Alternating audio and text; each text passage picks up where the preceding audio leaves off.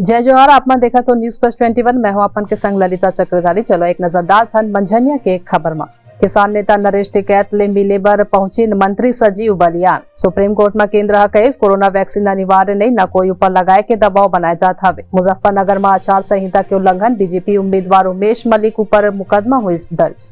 पंजाब चुनाव पर ईसी के आज अहम बैठक, पार्टी हकारी सिलेक्शन के तारीख आगे बढ़ाए के मांग। भारत में पिछले 24 घंटा में कोरोना वायरस के 2,58,089 नवा मामला आए सामने।